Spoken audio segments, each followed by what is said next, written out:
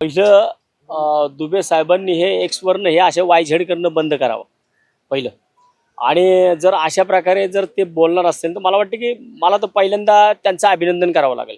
कारण त्यांनी मराठीत तिकडं ट्विट केलं की त्यांना मराठी कोणी शिकवलं त्याचं पण अभिनंदन केलं पाहिजे. नाही तर त्यांना मराठीमध्ये पोस्ट कोणी टायपिंग करून दिली ते पण बघावं लागेल. आणि आपटाआपटीच्या गोष्टी त्यांनी शिवसैनिकांना किंवा महाराष्ट्र सैनिकांना शिकवू नये. आम्ही आपटाआपटी करत नाही, आम्ही फोडाफोडी करतो आणि आम्ही कायम तयारीतच असतो. त्यामुळं आपटाआपटीच्या गोष्टी त्यांनी आमच्यासमोर करू नये.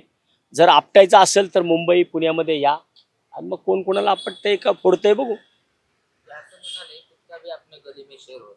ते त्यांच्या बाबतीत लागू होतं. ते जे असे म्हटलेलं आहे की कुत्ता भी आपली गली में शेर होत आहे, मला वाटतं की ते स्वतः तिकडे बसलेत. ते बसलेत कोर्टामध्ये त्यांच्या मतदारसंघामध्ये आणि त्यांच्या मतदारसंघामधून ते म्हणतात की कुत्ता भी आपली गली में शेर होत आहे. मला वाटतं हेच ट्विट जर त्यांनी इथं मुंबईमध्ये येऊन केलं असतं, इथं पुण्यामध्ये येऊन केलं असतं तर मग कळालं असतं. किंवा त्यांनी मला वाटतं एकदा ते किरीट सोमय्या किंवा ते केडिया यांना फोन करून विचारावं की अशा प्रकारे जर बोलल्यानंतरनं काय होतं. त्यामुळं या गोष्टींना मी जास्त महत्त्व देत नाही. आणि मला वाटतं की हा प्रांतवार वाद लावण्याचं काम चालू आहे. निवडणुका पुढं ढकलण्याची चिन्ह आहेत. आणि कोरोना मध्यंतरी जरा जागृत झाला होता आणि आता परत कोरोना शांत झाला ना, आता हा प्रांतवार वाद चालू आहे. हे प्रांतवार वाद लावून कुठेतरी दंगली घडवायच्या आणि कुठेतरी दंगली घडवून मग त्याच्यामधून परत हे करायचं की निवडणुका अशी परिस्थिती निर्माण झाली आणि मग त्यामुळे निवडणुका पुढे गेल्या. मला वाटतं हे काय करून उपयोग होणार नाही. त्यांनी आता प्रत्यक्षामध्ये निवडणुकीला सामोरं जावं आणि निवडणुकीला सामोरं जाऊन जे काय असेल ते करावं. सारखं सारखं 3 बाऱ्या कुठनं तरी यायचं आणि कुठं तरी काहीतरी वाद वाढवत बसायचं, त्याला काय अर्थ नाहीये. ठाकरे बंधू एकत्र आले त्याचा सगळ्यात जास्त राज्यात भाजपला पण त्यांना हे भाजपमध्ये करायला लावलं का महाराष्ट्रातल्या नेत्याने? ते महाराष्ट्रातले नेते पण करू शकले. महाराष्ट्रातला नेता कुणी ठाकरे बंधूंना अंगावरती घेणार नाही. कारण महाराष्ट्रातल्या नेत्यांना माहिती आहे की कुणी ठाकरेंना अंगावर घेण्याचं काम कुणी करणार नाहीये महाराष्ट्रामध्ये. आणि मला वाटतं की आता कालच्याला आपण पाहिलं असेल की बऱ्याचदा भारतीय जनता पार्टीचे नेते एकाला अंगाशी एकालाच अंगाशी धरण्याचं काम चालू आहे. की कुठेतरी फूट पाडण्याचं परत एकदा काम होते.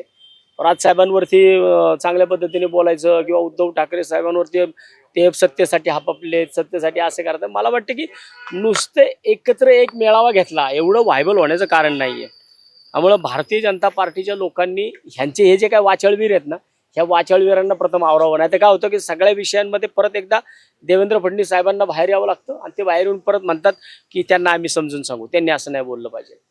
त्यामुळं मला वाटतं की बाहेर राज्यामध्ये बसून दुसऱ्यांना मारायच्या आपटायच्या गोष्टी करण्यापेक्षा प्रत्यक्षामध्ये त्यांनी फील्डवरती यावं. कारण शिवसैनिक आणि महाराष्ट्र सैनिक मी तर दोन्ही ठिकाणी आहे. त्यामुळे मला तर वाटतं की माझ्यावरती पण असे बरेच गुन्हे दाखल आहेत.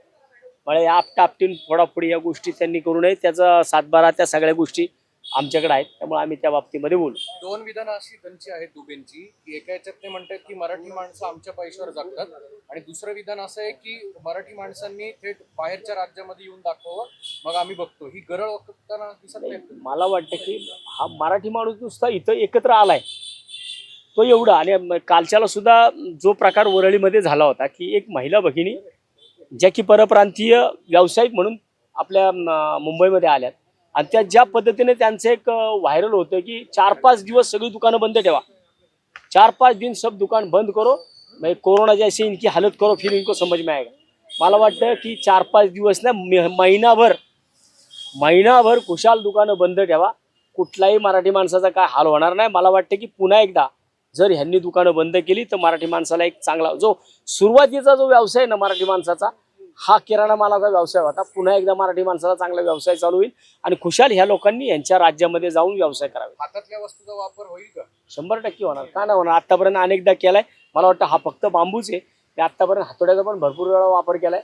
जर अशा प्रकारे जर कोण वल्गना का मारण्याची वल्गनाचं भाषाचं कोण करणार असेल त्यांनी पहिल्यांदा उद्धव साहेब आणि राजसाहेब यांच्या अगोदर पहिल्यांदा आमच्या कार्यकर्त्यांच्या अंगावरती यावं. त्याच्यानंतर मग त्यांनी नंतर तिथं मुंबईपर्यंत जावं. शिवतीर्थन मातोश्री लांबच राहिलं.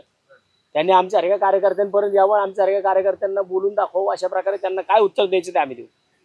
घ्या परदेशात भरारी, तेही सर्वसामान्यांना परवडणारी.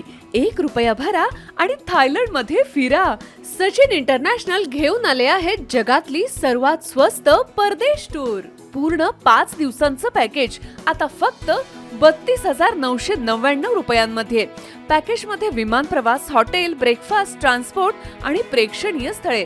सचिन इंटरनॅशनल 18 वर्षांपासून पर्यटन क्षेत्रातील एक विश्वसनीय नाव. सचिन इंटरनॅशनल सोबत मनसोक्त फिरा. संपर्क 7767989898.